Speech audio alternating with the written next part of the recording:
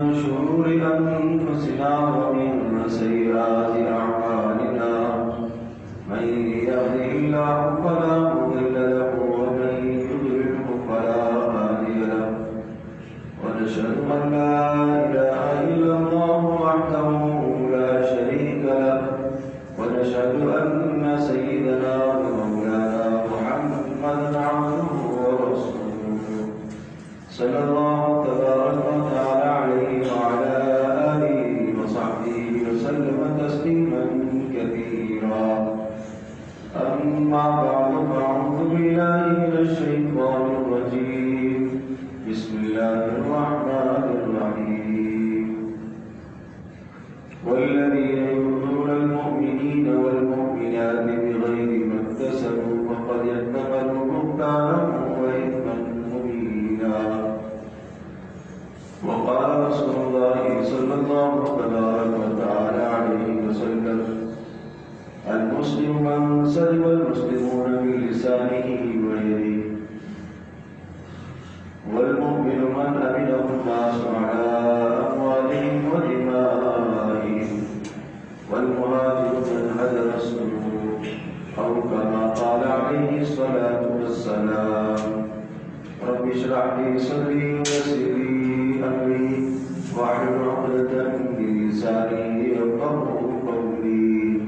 اللهم صل على محمد وعلى آل محمد كما صليت على إبراهيم وعلى آل إبراهيم إنك حميد مجيد.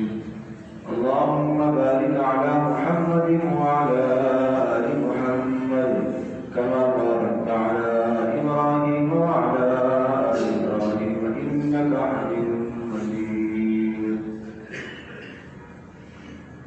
گرامی قدر حاضرین و سامعین، رسول اکرم صلی اللہ علیہ وسلم جو مبارک دین لے کر آئے ہیں، یہ مبارک اور افضل اور اعلیٰ دین صرف عبادات تک محدود نہیں ہے، بلکہ اس میں مکمل زندگی گزارنے کے اصول اور ضابطے دیے گئے. ایسا نہیں ہے کہ صرف اور صرف یہ دین مسجد تک، عبادت خانوں تک، نماز اور روزے اور حج اور زکوٰۃ اور قربانی تک محدود ہو، بلکہ رسول اکرم صلی اللہ علیہ وسلم نے اس مبارک دین میں زندگی کے تمام شعبوں سے متعلق بہترین ہدایات اور بہترین رہنمائی عطا فرمائی. اور اگر انسان ان ہدایات کو اور اس دی ہوئی رہنمائی کو اس دنیا میں اختیار کرتا ہے تو آدمی دنیا میں سکون، چین، اطمینان سے زندگی گزارتا ہے، اور جب یہاں چین، سکون، اطمینان سے زندگی گزارے گا تو اس کے نتیجے میں انسان کی آخرت بھی بڑھتی چلی جائے گی. حضرت صلی اللہ علیہ وسلم نے آج خود اس کا اس قدر انتظام اور اہتمام فرمایا. پیارے پیغمبر صلی اللہ علیہ وسلم نے اسلامی معاشرے کو باہمی مربوط کیا، آپ نے جوڑ کر رکھا اور باہمی ارتباط کی اور باہمی جڑنے کی جو بنیاد ہے اس کو آپ نے اسلام قرار دیا.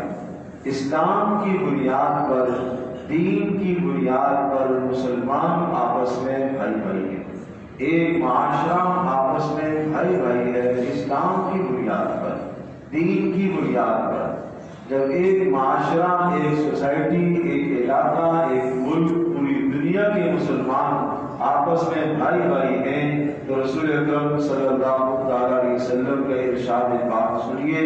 آپ نے ارشاد فرمایا: المسلم اخو المسلم، مسلمان مسلمان کا بھائی ہوا کرتا ہے، جہاں پر بھی ہو مسلمان مسلمان کا بھائی ہوا کرتا ہے. کیا معنی؟ جس طرح سے انسان اپنے سگے بھائی، حقیقی بھائی کے ساتھ خیر خواہی والا معاملہ کرتا ہے، اس کو ہر ضرر اور دکھ اور تکلیف سے بچانے کی کوشش کرتا ہے، اسی طرح سے ایک مسلمان کے دل میں دوسرے مسلمان کے لیے بھی یہی جذبہ ہونا چاہیے، چاہے وہ دوسرا مسلمان کسی بھی ملک کا ہو، کسی بھی زبان کا ہو، کسی بھی تہذیب کا ہو، کسی بھی رنگ اور شکل کا ہو، ہے مسلمان، اس کے پاس کلمہ لا الہ الا اللہ محمد رسول اللہ کی عظیم الشان نعمت اور عظیم الشان دولت موجود ہے، تو مجھے اور آپ کو اس بات کا پابند کیا گیا کہ ہم اس اپنے مسلمان بھائی کے ساتھ ایسا ہی برتاؤ اور رویہ کریں جس طرح سے ہم اپنے حقیقی بھائی کے ساتھ برتاؤ اور رویہ کرنا چاہتے ہیں۔ اور صرف یہاں تک بھی بس نہیں ہے، بلکہ پیارے پیغمبر صلی اللہ علیہ وسلم نے تو یہ بھی ہدایت ہمیں دی ہے کہ آپ اپنے مسلمان بھائی کے لیے بھی ایسا رویہ اختیار کریں، وہ سوچ اختیار کریں جو آپ اپنی ذات کے لیے اختیار کرتے ہیں۔ بھائی تو پھر بات کی بات، اور آپ علیہ السلام نے کمال ایمان اس کو قرار دیا ہے، فرمایا تم میں سے اس وقت تک کوئی شخص کمال ایمان پر نہیں پہنچ سکتا، ایمان کی خوبی کو، ایمان کے کمال کو اس وقت تک نہیں حاصل کرتا جب تک اپنے مسلمان بھائی کے لیے ایسا ہی خیر کا نہ بن جائے جس طرح سے اپنی ذات کے لیے خیر نہیں چاہتا۔ ہر آدمی اپنے لیے بھلائی چاہتا ہے، جب اپنے لیے انسان بھلائی چاہتا ہے تو دین ہم سے یہ مطالبہ اور تقاضا کرتا ہے کہ آپ دوسرے کے لیے بھی بھلائی چاہو، اور دین ہم سے یہ تقاضا کرتا ہے کہ آپ کا ایمان، آپ کا دین، آپ کا اسلام نماز، روزے، حج، زکات سے مکمل نہیں ہوگا۔ آپ کے دین کے تکمیل کے لیے یہ ضروری ہے کہ آپ اپنے مسلمان بھائی کے ساتھ اچھا رویہ رکھیں۔ اس لیے آپ نے ارشاد فرمایا المسلم اخو المسلم، مسلمان تو مسلمان کا بھائی ہوا کرتا ہے، لا یظلمہ، مسلمان مسلمان پر زیادتی نہیں کیا کرتا، ولا یحقرہ، مسلمان مسلمان کو حقیر بھی نہیں جانا کرتا، ولا یخذلہ، اور مسلمان مسلمان کو رسوا بھی نہیں ہونے دیا کرتا، اور پھر فرمایا ایک روایت میں ولا یسلمہ، مسلمان مسلمان کو بے یار و مددگار بھی نہیں چھوڑا کرتا۔ آن صلی اللہ علیہ وسلم یہ معاشرہ لے کر آئے، یہ خوبصورت معاشرہ پیارے پیغمبر صلی اللہ علیہ وسلم نے عطا فرمایا کہ جس سے ایک مسلمان دوسرے مسلمان کے شر سے محفوظ ہو سکے، دوسرے کی ایذاؤں سے، شرارتوں سے محفوظ ہو سکے۔ قرآن مقدس کی آیت ہے والذین یؤذون المؤمنین والمؤمنات بغیر ما اکتسبوا فقد احتملوا بہتانا واثما مبینا، وہ لوگ جو ایمان والوں کو، مردوں کو اور عورتوں کو بغیر کسی جرم کے سزا دیتے ہیں، بغیر کسی جرم کے انہیں ستاتے ہیں، یہ ہلکا گناہ نہیں کرتے، فقد احتملوا بہتانا وَإِثْمًا مُبِينًا، یہ بہت بڑا بوجھ اپنے کندھوں پر لے رہے اور بہت بڑا صریح صاف واضح گناہ اپنے اوپر لے رہے۔ حضرت رضی اللہ تعالیٰ عنہ نے اس آیت کو جب ایک مرتبہ پڑھا بہت ڈر گئے کہ ہم تو مسلمانوں کو، حضرت رضی اللہ تعالیٰ عنہ خلیفۃ المسلمین، امیر المومنین ہے، عدالت ہے، قضا ہے، اور عدالت اور قضا میں ایسے فیصلے ہوتے ہیں کہ مجرم کو سزا دی جاتی ہے۔ تو یہ آیت سن کر پڑھ کر رونے لگے، کہیں ایسا تو نہیں ہے کہ میری جانب سے کوئی ایسی سزا کسی پر نافذ ہو جائے اور قیامت کے دن اس کا بوجھ میری گردن پر اور میرے کندھوں پر ہو۔ اس قدر ڈرنے والے تھے۔ اور عدل و انصاف کا حال آپ سب جانتے ہیں، عمر بن خطاب رضی اللہ تعالیٰ عنہ کا عدل کیا خوبصورتی سے عدل و انصاف فرمایا کرتے تھے، اس کے باوجود بھی یہ ارشاد فرما رہے مجھے ڈر لگتا ہے کہ کہیں قیامت کے دن کسی کا بوجھ میری گردن پر نہ آ جائے، کہیں میں کسی کے ساتھ کوئی زیادتی نہ کر بیٹھوں۔ اپنے رفقا کو، اپنے ماتحتوں کو، اپنے ساتھ والوں کو اس بات کا پابند کر رکھا ہوا ہوتا تھا کہ اگر میں کوئی ایسا فیصلہ کر بیٹھوں جو فیصلہ قرآن و سنت کے مطابق نہیں ہے اور تمہیں اس فیصلے کا ادراک ہو جائے، فوری مجھے متنبہ کرو، فوری متنبہ کرو۔ اور وہ مشہور کلمہ اور جملہ ہے حضرت علی رضی اللہ تعالی عنہ کا، حضرت عمر رضی اللہ تعالی عنہ کا ایک مرتبہ کوئی فیصلہ فرما دیا اور حضرت علی رضی اللہ تعالی عنہ نے متنبہ فرمایا کہ نہیں یہ فیصلہ درست نہیں ہے، تو فوری اپنے اس فیصلے سے رجوع فرمایا اور یہ جملہ ارشاد فرمایا لولا علی لہلک عمر، اگر آج علی نہ ہوتے تو میری تو تباہی ہو جاتی، میں تو برباد ہو جاتا۔ یہ کیسا فیصلہ کرنے لگا؟ اس قدر ڈر تھا کہ کسی مسلمان کو اذیت نہ کرنی۔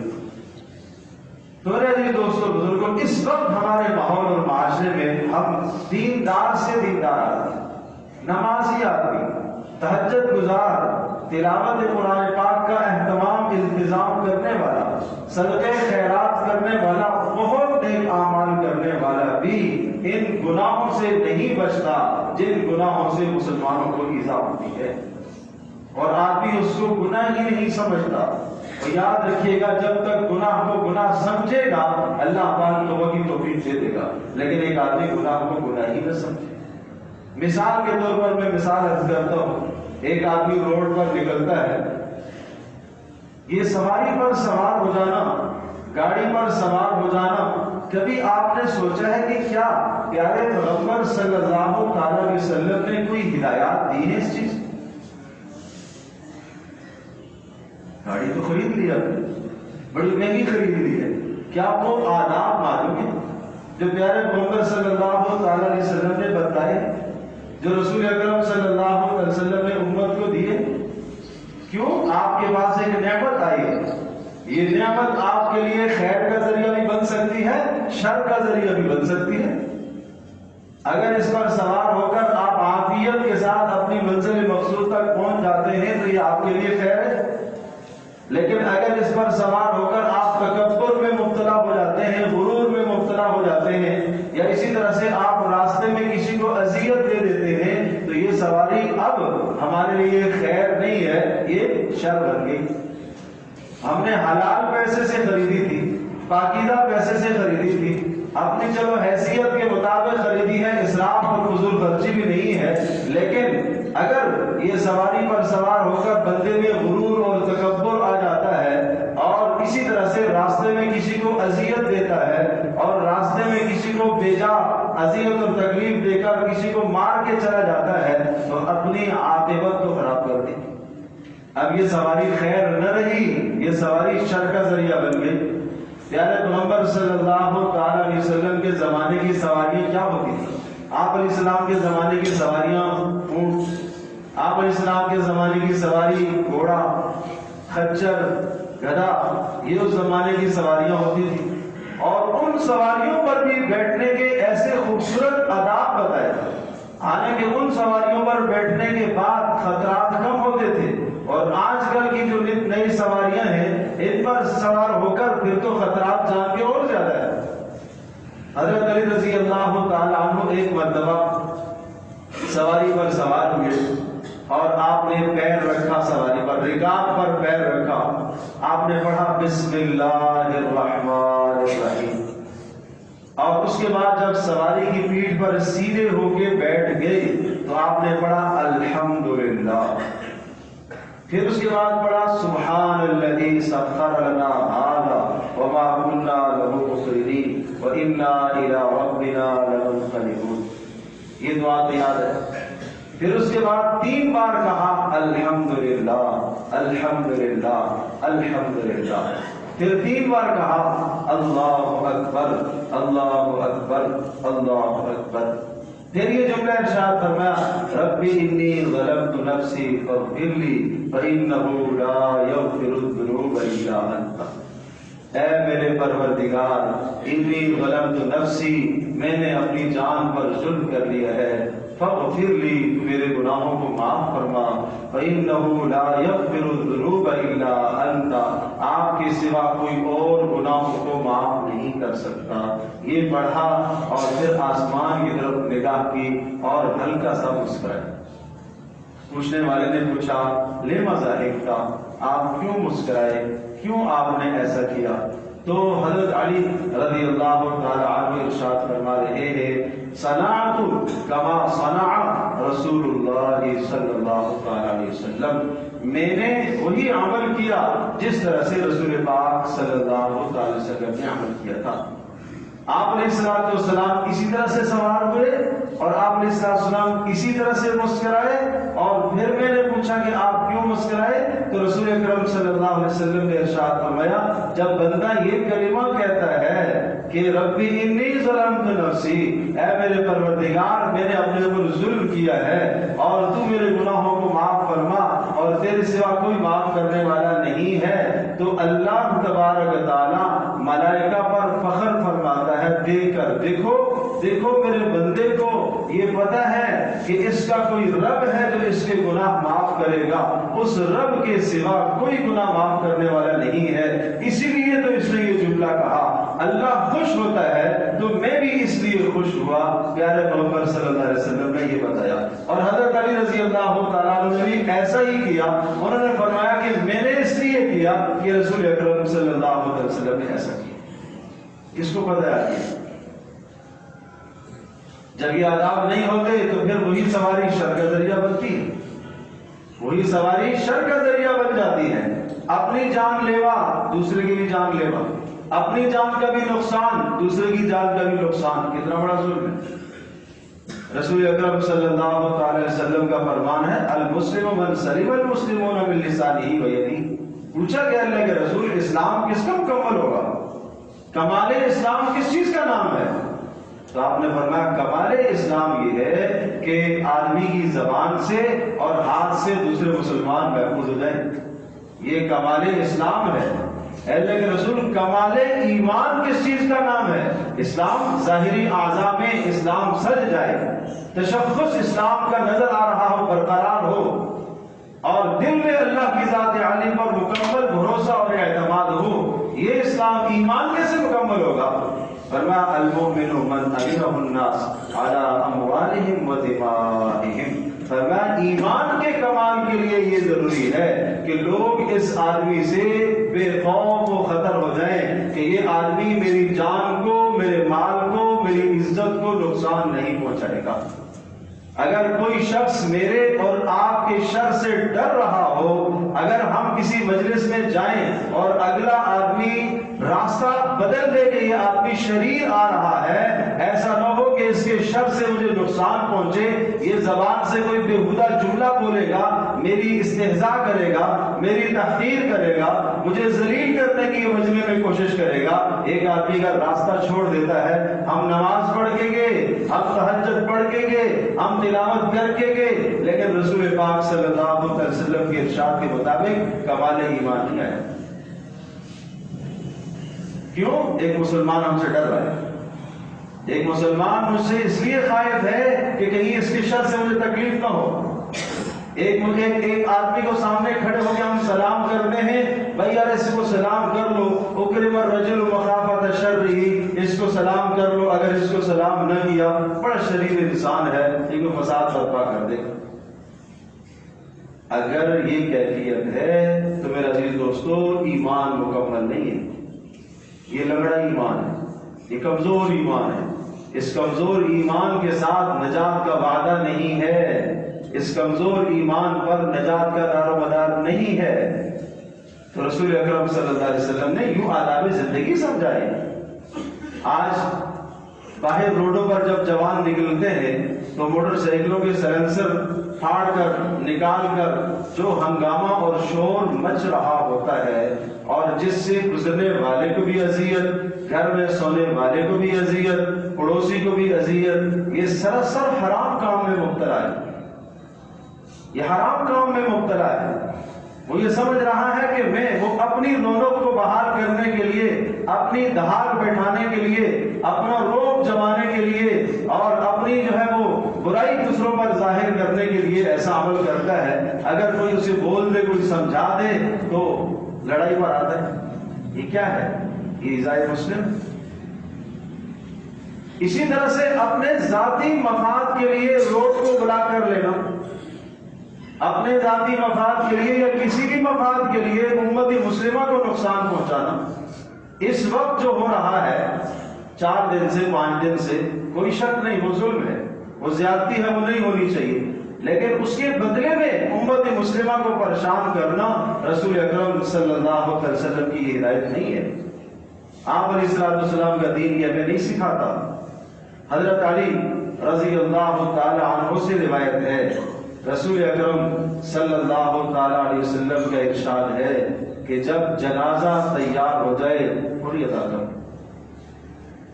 اس کے کفن اور دفن کا انتظام ہو جائے فوری ادا کرو، اور جب بے نکاح لڑکی کو مناسب کا جوڑ مل جائے فوری شادی کر لو، تاخیر نہ کرو، اور جب نماز کی کا وقت ہو جائے ادائیگی کا تو فوری ادائیگی کی طرف متوجہ ہو جاؤ، اس کے لیے تیاری کرو۔ ان تین کاموں میں تعجیل اور جلدی بتائی ہے۔ جنازے میں تاخیر مت کرو، مت اسے تاخیر کرو۔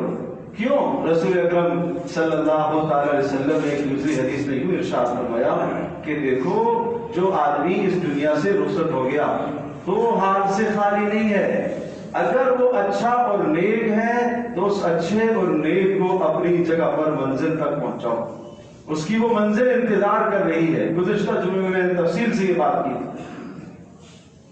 کہ وہ منزل انتظار کر رہی ہے، اچھا آدمی ہے، جنت کے بستر اس کے لیے بچھے ہوئے ہیں، اور جنت کی نعمتوں سے اس کو متلذذ ہونے دو، بلا وجہ نہ تاخیر کرو۔ اور اگر وہ بد ہے تو اپنی کمر سے، اپنے اوپر سے اس بوجھ کو اتارو، اپنے درمیان سے اس بوجھ کو اتارو۔ رسول اکرم صلی اللہ علیہ وسلم کی تو یہ تعلیمات۔ آج ان مسائل میں ہم بلا وجہ تاخیر کریں تو میرے عزیز دوستوں بزرگوں یہ ایذاء مسلم ہے، یہ ایک مسلمان کو اذیت دینا ہے۔ تو بات یہ عرض کر رہا تھا کہ روڈوں پر بھی آج ہر آدمی اگر سواری پر سوار، چاہے چھوٹی سواری پر ہے چاہے بڑی سواری پر ہے، وہ اس بات کا انتظام اور اہتمام کرے کہ میری وجہ سے کسی مسلمان کو اذیت نہ ہو، میں کسی مسلمان کا راستہ بند نہ کروں، میں ایسی جگہ پر گاڑی کو نہ پارکنگ کروں جہاں سے کسی مسلمان کو تکلیف ہو، جہاں سے کسی کو اذیت ہوتی۔ یہ کتنا بڑا ظلم ہے۔ ہم سمجھتے ہیں کہ اس کا کون سا دین سے تعلق ہے۔ میرے عزیز دوستو بزرگوں، رسول اکرم صلی اللہ علیہ وسلم نے تو یہ ہدایات ہمیں دی ہیں، آپ علیہ السلام نے تو یہ آداب سکھائے ہیں، آپ علیہ السلام نے یہ حقوق ہمیں سمجھائے ہیں۔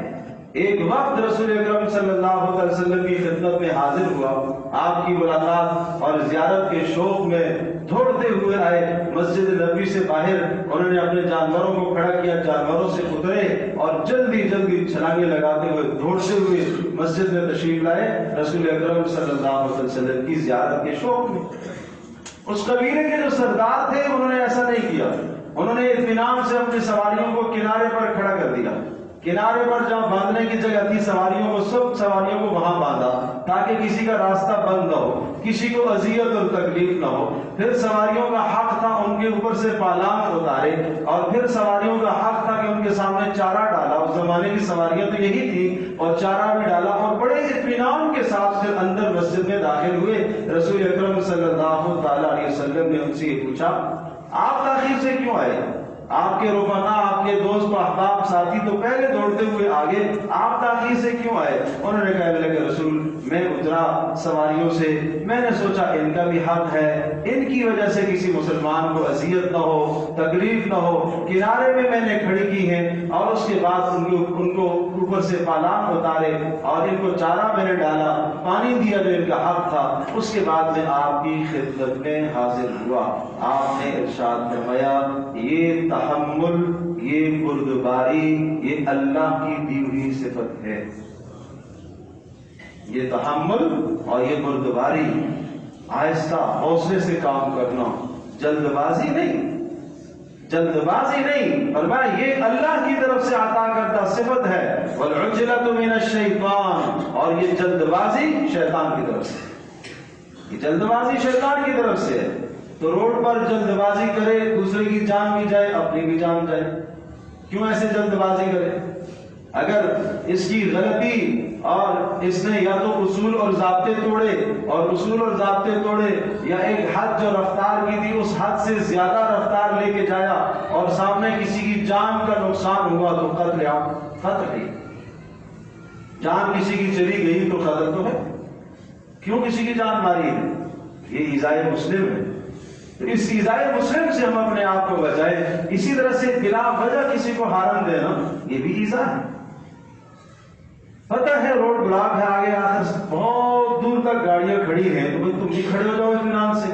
ہر پیچھے سے آنے والا جب اس رش کے مقام تک پہنچتا ہے وہ 4-6 ہارن ضرور دیتا ہے۔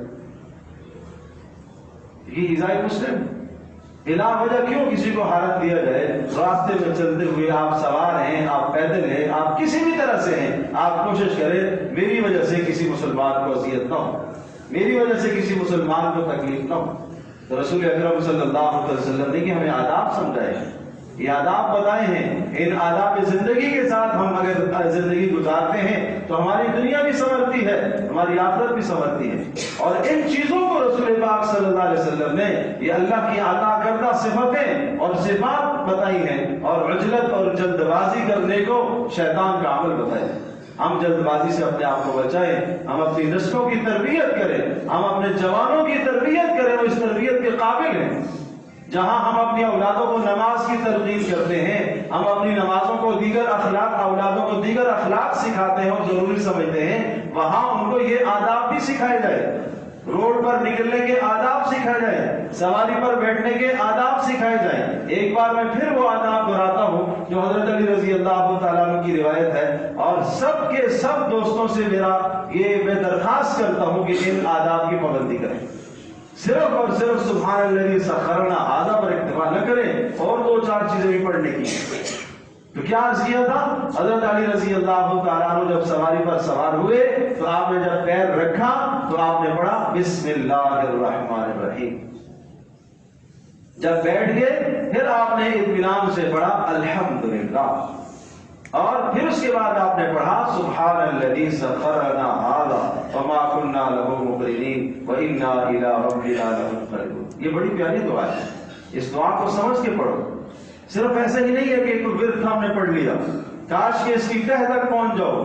سبحان الذی سخر لنا ھذا، بلند و بالا ذات ہے وہ، پاکیزہ اللہ ہے وہ، پاکیزہ ذات ہے وہ اللہ جس نے اس سواری کو میرے تابع کر دیا، جس نے میرے تابع کر دیا، جس نے مجھے مال دیا، مال کے نتیجے میں نے سواری خریدی ہے، جس نے مجھے گنجائش اور حیثیت دی اور اس حیثیت کے مطابق میں نے سواری کو حاصل کیا۔ وما كنا له مقرنین، اپنی کمزوری کا اظہار، اپنے عجز کا اظہار، وما كنا له مقرنین، نہ میں اس سواری کو نہیں خرید سکتا تھا، یہ اللہ کا فضل ہے، یہ اللہ نے دلوائی ہے، یہ اللہ نے عطا کی ہے۔ جب سواری پر سوار ہوتے وقت اللہ کی نعمت سمجھتا ہے تو ایک ایک لمحہ زبان سے شکر نکلے گا، دل سے شکر نکلے گا۔ سبحان الذی سخر لنا ھذا، پاک ہے وہ اللہ جس نے اس کو مجھے عطا کیا، یہ سواری مجھے عطا فرمائی، وما كنا له مقرنین، میں اس کو حاصل کرنے والا نہیں تھا۔ اور اگلا جملہ وَإِنَّا إِلَىٰ رَبِّنَا لَمُنْقَلِبُونَ، سبحان اللہ، کیا خوبصورت ہدایات ہے رسول پاک صلی اللہ علیہ وسلم کی۔ اس کا معنی بے شک ہم سب کے سب اپنے پروردگار کی طرف لوٹ کر جائیں گے۔ یہ کیا تاثر ہے؟ یہ آخرت کا عقیدہ ہے کہ آپ سواری پر سوار ہوئے، آپ 1 گھنٹے کے لیے گئے، آپ 4 گھنٹے کے لیے، 4 دن کے لیے آپ نے سفر کیا، اور سفر کے بعد آپ واپس لوٹ کر گھر آؤ گے۔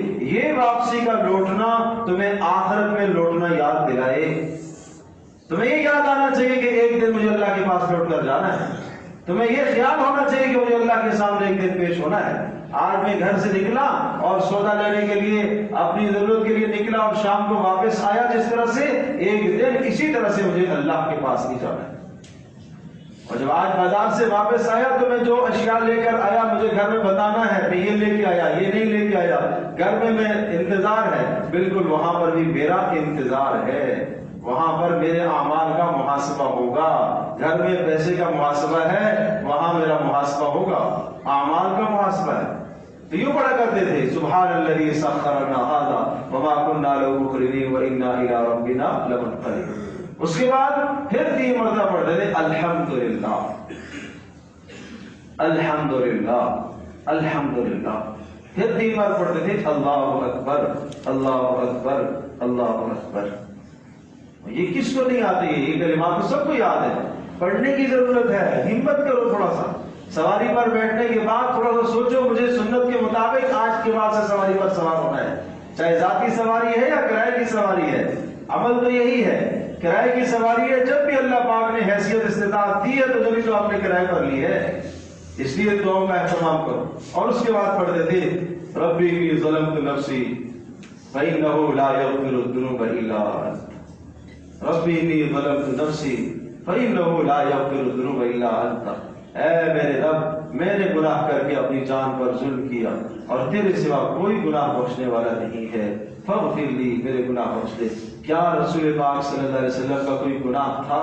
کوئی گناہ نہیں تھا، نہ صغیرہ نہ کبیرہ، ہر قسم کے گناہوں سے پاکیزہ مبرہ منزہ تھے، لیکن اللہ تبارک تعالیٰ نے امت کی ہدایت اور رہنمائی کے لیے بھیجا تھا۔ اس لیے آپ علیہ السلام کے عمل سے ہمیں سبق یہ ملتا ہے کہ ہمیں استغفار کرنا چاہیے۔ تو ان آداب کی رعایت رکھ کر سواری پر سوار ہو۔ پھر سفر کی مستقل دعائیں، اتنی دعائیں آپ جب سفر پر نکلتے، الگ، یہ تو سواری کی دعائیں، سفر پر نکلنے کی الگ دعائیں، پھر جس منزل مقصود پر پہنچنا ہوتا تھا وہاں پہنچ کر پڑھتے تھے وہ الگ علیحدہ دعائیں، راستے میں کسی جگہ پر پڑاؤ ہوتا، رکنا ہوتا، وہاں کی الگ دعا ہے، رات کو اگر کسی جگہ پر رکتے تو رات کے وقت کی الگ دعا پڑھا کرتے تھے۔ یہ مستقل دعائیں ہیں، یہ آداب زندگی سیکھنے کی ہے، اور اس زندگی میں ہماری دنیا بھی سنورے گی، آخرت بھی سنورے گی، کوئی مشکل کام نہیں ہے۔ ایک آدمی روزانہ نکلنے سے پہلے انتظام اہتمام کرے، مجھے چند آداب سیکھنے ہیں، چند دن کرے گا، ایک دن 2 دن کرے گا، اللہ تبارک و تعالیٰ اس عمل کی توفیق دے گا۔ تو بھائی اس طرح سے اپنے مسلمان بھائیوں کو ایذاؤں سے بچاؤ، اپنی زبان سے، اپنے ہاتھ سے، اپنے کسی عمل سے، اڑوس پڑوس میں، راستے میں چلتے ہوئے، جہاں کاروباری جگہ ہے، کام کرتے وقت، کسی بھی موقع پر، کسی بھی جگہ پر اپنے مسلمان بھائی کو اذیت نہ ہو۔ ہر آدمی یہ کوشش کرے نہیں بھائی میری زبان سے، میرے عمل سے کسی کو اذیت نہ ہو۔ اسلام تو اتنا خوبصورت مذہب ہے جس میں انسان تو انسان، جانوروں کو بھی حفاظت فراہم کی گئی ہے۔ آپ نے یہاں تک فرمایا جب تم کسی جنگل میں جاؤ اپنی حاجت کو پورا کرو تو کسی چھوٹے سوراخ میں اپنی حاجت کو مت پورا کرو، ممکن ہے کسی جانور کیڑے کا وہ گھر، اس کیڑے کو بھی آپ علیہ السلام نے حفاظت فراہم کی۔ اتنا پیارا دین رسول پاک صلی اللہ علیہ وسلم، اس میں آپ کو بھی اذیت ہو سکتی ہے، ممکن ہے وہاں سے کوئی کیڑا نکلے اور آپ کو اذیت دے دے، اور یہ بھی ہے کہ بلا وجہ کسی کا گھر کیوں برباد کر رہے ہو، کسی کو کیوں تم ستا رہے ہو۔ مسجد میں آپ تشریف لائے، فرمایا مسجد میں آتے وقت یہاں جب کوئی آدمی داخل ہوئے ہو تو یہ کچی پیاز لہسن کھا کر مسجد میں مت آیا کرو۔ کیوں؟ فرمایا اس لیے کہ اس سے اذیت ہوتی ہے ملائکہ کو، جس چیز سے انسان کو اذیت ہوتی ہے اس سے ملائکہ کو بھی اذیت ہوتی ہے۔ تو پھر کیوں اس قسم کے کپڑے پہن کر آدمی آئے مسجد میں جس سے بدبو آ رہی ہو؟ پھر آدمی مسجد میں ایسی چیزیں کھا کر کیوں آئے؟ وہ تو کچی پیاز اور لہسن کوئی حرام نہیں ہے، آپ نے فرمایا ہاں اگر پکا لی جائے تو کوئی حرج نہیں، کچی میں کھا کے۔ تو یہ جو چیزیں حلال تھیں ان کے اندر ذرا سا ایسا بدبو، ایسی اس قسم کی بو آ جاتا ہے جس سے مسلمان کو اذیت ہو، تو آپ علیہ السلام نے اس سے روک دیا۔ تو بتاؤ بڑی بڑی اذیتیں دینا، جان بوجھ کر تکلیف دینا، جان بوجھ کر پڑوسی کو ستانا، جان بوجھ کر ایسے جملے کسنا، جان بوجھ کر کسی کو اذیت دینا اور اپنے آپ کو بڑا سمجھنا، اور آدمی کہتا ہے کہ اچھا اسے کرنا ہے جو کر لے، یہ کیا ہے؟ یہ تو دوسرا گناہ ہے، مسلمان کو اذیت بھی دے رہا ہے اور اسے حقیر اور چھوٹا بھی سمجھا ہے۔ اس لیے فرمایا المسلم اخو المسلم، مسلمان کو مسلمان کا بھائی ہوتا ہے، لا یظلمہ، ظلم نہیں کیا کرتا مسلمان مسلمان پر، ولا یخذلہ، مسلمان مسلمان کو رسوا نہیں کیا کرتا، ولا یسلمہ، اور مسلمان مسلمان کو بے یار و مددگار نہیں چھوڑتا، ولا یحقرہ، اور مسلمان مسلمان کو حقیر نہیں جانتا۔ اور فرمایا بحسب امرئ من الشر ان یحقر اخاہ المسلم، آدمی کے بدترین اور برا ہونے کے لیے یہ کافی ہے کہ مسلمان کو حقیر جانے، جو مسلمان کو حقیر سمجھتا ہے برا آدمی۔ اور پھر ارشاد فرمایا کل المسلم علی المسلم حرام دمہ وعرضہ ومالہ، ہر مسلمان کا دوسرے مسلمان کے لیے مال، عزت قابل احترام ہے، جان قابل احترام ہے۔ اللہ پاک ہم سب کے لیے سمجھنا اور کرنا آسان